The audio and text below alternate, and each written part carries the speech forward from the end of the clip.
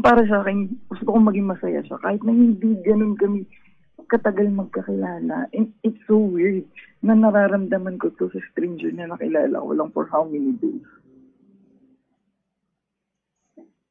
Kaso, hindi kaya yun na yung sagot? Minsan kasi may mga sagot na hindi na kailangan i-verbalize eh. Minsan may mga sagot na alam mo naman talaga pero ayaw mo lang tanggapin sa utak mo. Like yung sagot na aware ka naman na taken siya.